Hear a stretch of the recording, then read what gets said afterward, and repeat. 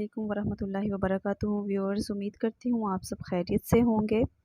शुरू करने से पहले चैनल को सब्सक्राइब और वीडियो को लाइक करना मत भूलिएगा।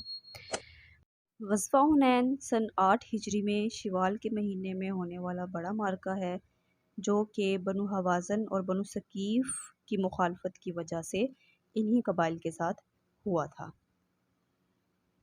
रमज़ान मुबारक के महीने में मक्का फ़तह हो चुका था और तकरीबन तमाम मुशरिकीन मक्का जो है वो दायरे इस्लाम में दाखिल हो गए थे, लेकिन चंद अड़ियल और मुतकब्बिर कबाइल जो हैं वो अभी भी दायरे इस्लाम में दाखिल ना हुए थे, और उनका मानना ये था कि अगर मुसलमानों का उनसे मुकाबला होगा तो वो मुसलमानों को शिकस्त दे देंगे। तो ये बनु हवाज़न और बनु सकीफ़ के कबाइल थे।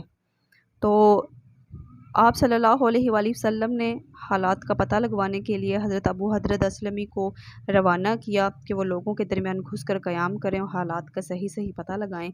उन्होंने पता लगाया कि बनु हवाज़न और बनु सकीफ़ के लोग जो हैं मुसलमानों पर हमला करने के लिए तैयारियां कर रहे हैं। आप सल्लल्लाहु अलैहि वसल्लम को जब ये इत्तला मिली तो आप सल्लम तकरीबन 12,000 का लश्कर लेकर जो है वो रवाना हुए।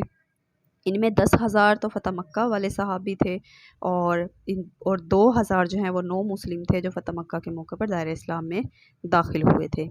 इस मौका पर आप सल्लल्लाहु अलैहि वसल्लम ने 3 कुरैशियों से कर्ज़ा भी लिया था।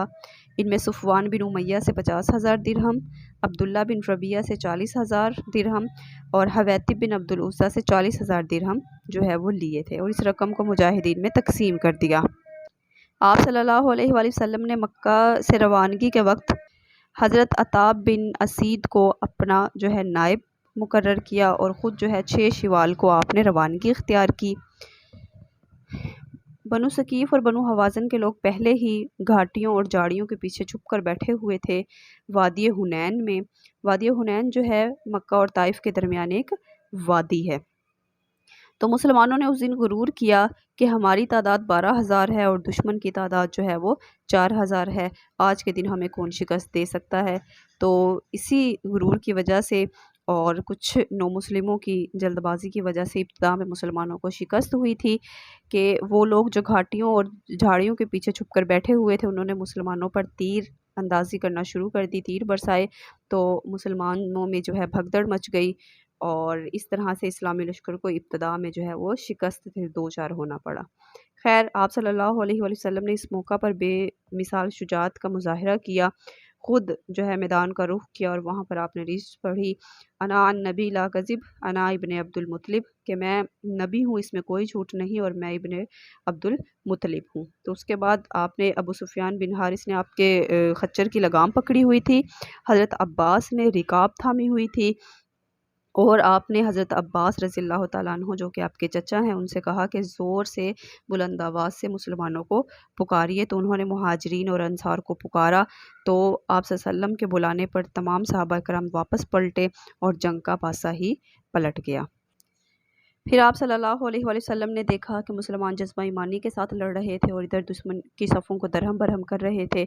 आप सल्लल्लाहु अलैहि वसल्लम ने फरमाया कि अब लोहा गर्म हो चुका है। आपने ज़मीन से मुट्ठी भर मट्टी उठाई और दुश्मन की तरफ फेंक कर कहा, शाहतुल वजूह, यानी चेहरे बिगड़ जाएं। तो फिर उसके बाद ये मट्टी हर दुश्मन की आँख में चली गई। दुश्मन मुसलमानों के हमले की ताब ना ला सके और मैदान जंग छोड़कर जो है वो भाग गए और दुश्मन को शिकस्त फाश हुई थी। और इसमें बनु सकीफ़ के 70 अफराद जो हैं वो मारे गए थे और औरतें और बच्चे और हथियार वगैरह मुसलमानों के कब्ज़े में आए थे।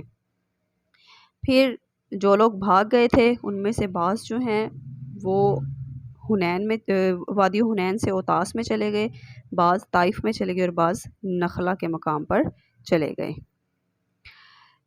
फिर जो लोग औतास के इलाके में चले गए थे, आप सल्लल्लाहु अलैहि वसल्लम ने उनको पकड़ने के लिए, उनके ताक़ुब के लिए हज़रत अबू आमिर अशरी को भेजा और आप सल्लल्लाहु अलैहि वसल्लम ने उनको कमान दी। तो हज़रत अबू आमिर अशरी उनसे लड़ते हुए शहीद हो गए। उसके बाद हज़रत अबू मूसा अशरी ने कमाल संभाली और उन्होंने फ़तह पाई। तो औतास के कैदियों में आप सल्लल्लाहु अलैहि वसल्लम की रज़ाई बहन हज़रत शीमा भी थी। आपने उनकी इज़्ज़त के लिए चादर भी बिछाई थी। वो मुसलमान होकर वापस जाना चाहती थी तो आपने तहाइफ़ देकर उन्हें रुख़सत किया। फिर उसके बाद आप सल्लल्लाहु अलैहि वसल्लम ने ताइफ़ का मुहासरा किया اور یہ محاصرہ جو ہے آپ نے تقریباً 20 روز تک کیا۔ تو محاصرے کے دوران طائف میں بنو حوازن اور بنو ثقیف کے لوگوں نے منجنیقوں کے ذریعے مسلمانوں پر پتھر برسائے۔ تو یہ پہلا غزوہ ہے جس میں منجنیقوں کا استعمال کیا گیا تھا۔